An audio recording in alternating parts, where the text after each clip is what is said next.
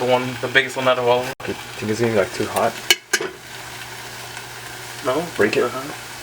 Oh yeah. All color that. No, it's good. So we happen to have a French fry slicer made out of stainless steel, and this thing is amazing to make French fries with. It's height adjustable, and it can make anywhere from skinny French fries to the thick French fries. And we decided we're gonna max it out and make the biggest ones that this machine can do. And I got a ruler here to measure out, and it's about 1/2 inch or so. So that definitely took a lot of labor out of what we were doing with our French fries today. And without this, it would have taken at least another half an hour. But yeah, I made quick work of it. I just wanted to go ahead and take a moment right now to say thank you for watching this video. If you haven't already subscribed, please subscribe to my channel. Click like if you like French fries, and we'll go on with the rest of the video. Thank you. So great care is taken when using this French fry slicer.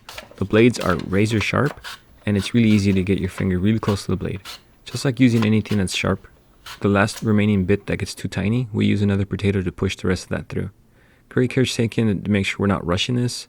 Obviously, we're just taking our time, but we also don't want to have an accident and ruin our experience with using this French fry slicer.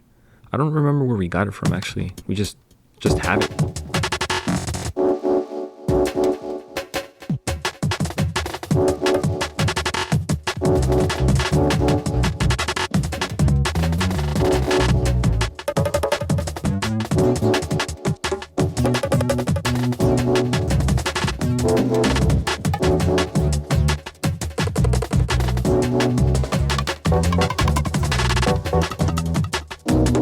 So I happen to have 2 kegs of beer outside of my refrigerator, and these kegs have been here for more than I'd like them to be. We've just been looking for creative ways to get rid of the beer. Obviously we could binge drink it, and that's not really healthy or ideal. So I've been using beer to cook with my food. And we let the beer soak in these potatoes for a couple hours or so. It's a pale ale fermented with kveik yeast, and it was fermented at ambient temperature. It's more or less like a Modelo, but more flavorful and a lot more body. And it ended up being useful for this.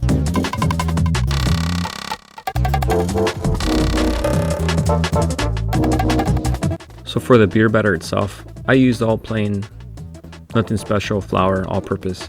And I didn't measure anything out. I kind of just started mixing it together. And if it got too thick, then I would add more beer. And if it got too thin, I would add more flour.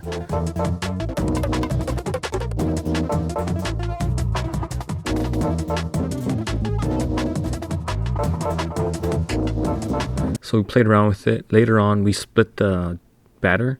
One batter was mixed out to be really thick, and then we used that to kind of like make a second batter that was really thin to see if we could dial in the thickness of it.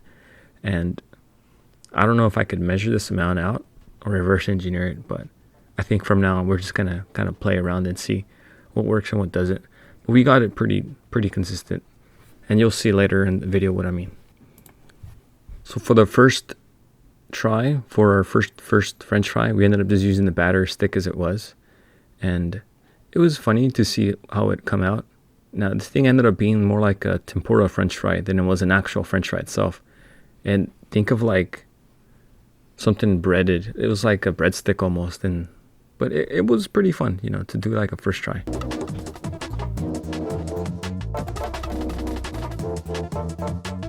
And this batter that you see in the right, we thinned it out to see what would be like an ideal thing. And then, again, if it got too thin, then we mix the dough back in and just kind of play around with it. And that kind of gave us like an ideal ratio of, you know, liquid to solid, and the crispy factor was like pretty close to exactly how like we liked. We played around with different mixtures to see what effect it would have on it, and you could tell the dough is really thin, just enough to coat the potato, but not enough to like bread it thoroughly.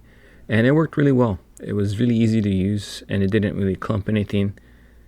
And when it came to actually putting them in the oil, the fries didn't stick together. They just kind of did their thing. They cooked thoroughly, and they were crispy. They were good. Much better.